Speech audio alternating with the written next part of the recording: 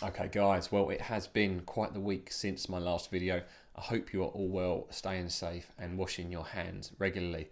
Now in this video I want to discuss the impacts that so-called global events are having on Amazon and explain to you how these events are impacting my Amazon business. I then want to look at why I believe that now is the wrong time to start an Amazon FBA business. So the first thing that I want to look at, and that is an announcement from Amazon from a few days back. Now you've probably already seen this on some other channels. However, if you haven't, I'm going to cover it briefly here. So in this announcement that I'm going to pop up next to me, Amazon announced that up until the 5th of April, you won't be able to send in any products or create shipping plans for any products that are not classed as essential or in high demand.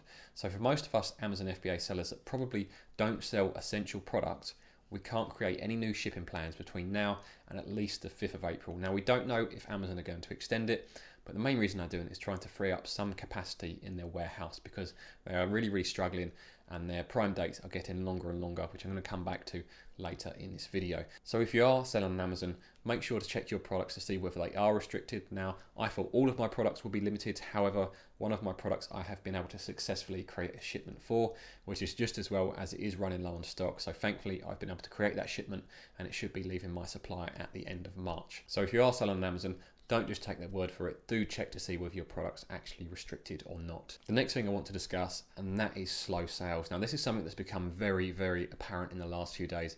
I'll pop up another screenshot next to me showing the sales graph from this month in comparison to last month, and you can see on that line how much it is starting to dip off in the past few days.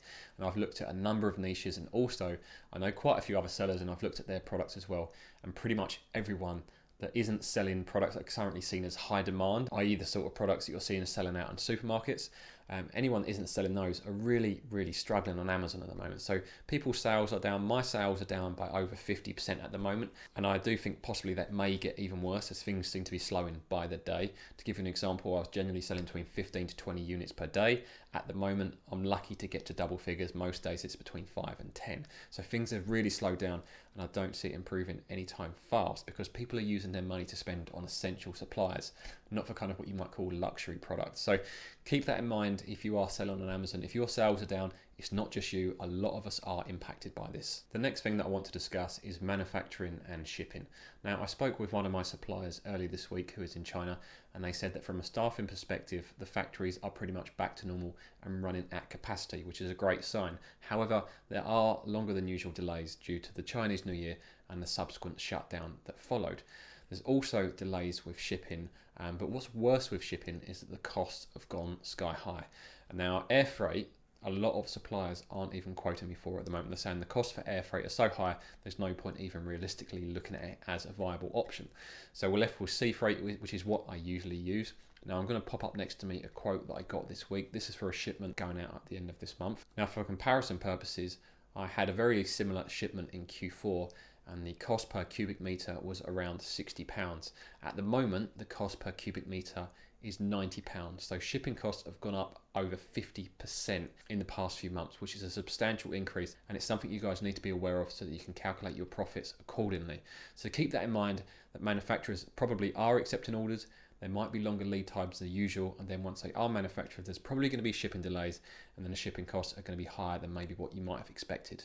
Also, on the subject of shipping, or should I say delivery, you may have noticed at the moment if you go onto Amazon and look at certain Prime products, not many of them are now available for next day delivery. And I think this is one of the things that's really playing an impact with sales. For example, with my products, most of them, it's Friday today, most of them are showing that Prime delivery is available for next Wednesday. Now for people that are used to next day delivery, to all of a sudden say you've got 5 or 6 day wait for a product to be delivered, you can understand why maybe they're not pulling the trigger as quickly as they would have previously.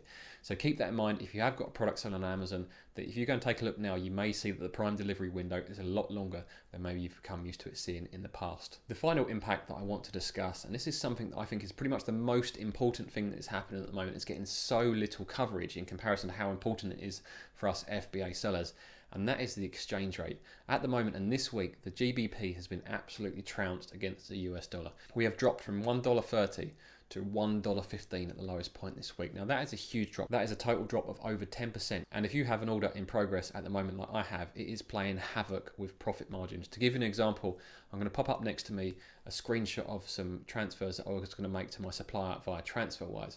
Now you can see when the currency dropped down to 115, this is when I thought, okay, I'm going to step up and maybe pay my supplier a bit earlier than expected, because I think it may continue to go down.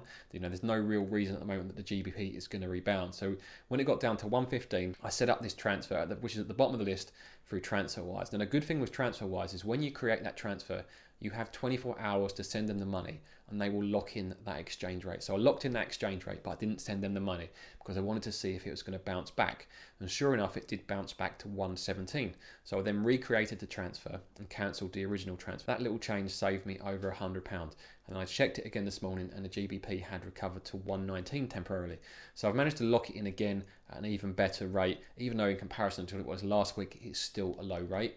And now because it's the weekend, I've got until Monday to decide whether I'm going to take that exchange rate or maybe create another one if the exchange rate continues to improve. So make sure, if you are in the process that I am, consider paying your supplier early, because the GBP may be on a downward spiral, and it's better to lock in now when things are still viable. If it gets much lower, my current order will be very, very difficult to maintain profitability. So those are some of the major impacts that the current global events are having on my Amazon FBA business, and I'm sure are having similar effects on other people's Amazon FBA businesses. Now, when you think about it, you've got the slow sales, you've got the suspension of shipments to Amazon, so you can't send in new inventory. You've got the delays in manufacturing, you've got the delays in shipping, you've got the increased cost of shipping as well.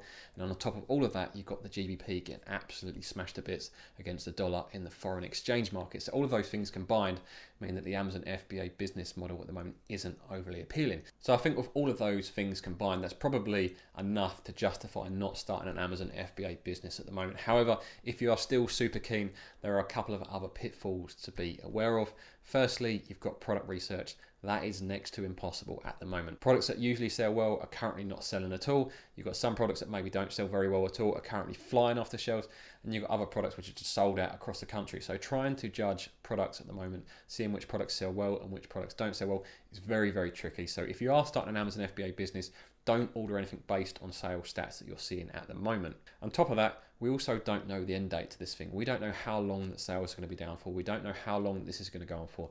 Now, Boris yesterday said he's hoping 12 weeks, but to be honest, we don't know. It could be a lot longer. We know that China have got things under control with much stricter measures than are currently being imposed here in the UK. So maybe 12 weeks is optimistic, and it could be 6 months, it could be longer. We just don't know. And starting a business in this environment of uncertainty probably isn't the right thing to do. However, that doesn't mean that the Amazon FBA opportunity is completely dead forever. And if I was in your position, I would use the next few weeks or the next few months to learn everything I could about Amazon FBA, because what we are going through at the moment is going to wipe out some of the competition.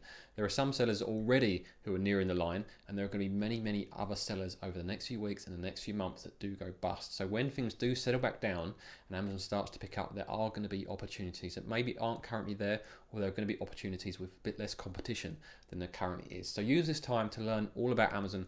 Put yourself in a position so when things do start to settle down, you know exactly what you're going to do. You can get things moving swiftly and get ahead of the competition. So I hope you guys found it useful seeing the real world impact that these global events are having on a real Amazon FBA business. Now, I know some of you guys maybe have more time on your hands at the moment than you would prefer to have. If you do, put it to good use. Head over to fbaelite.com where you can discuss Amazon FBA with me and over 750 other people. If you're not already a member of the channel, make sure you subscribe. And if you do hit that thumbs up button, make sure you wash your hands afterwards.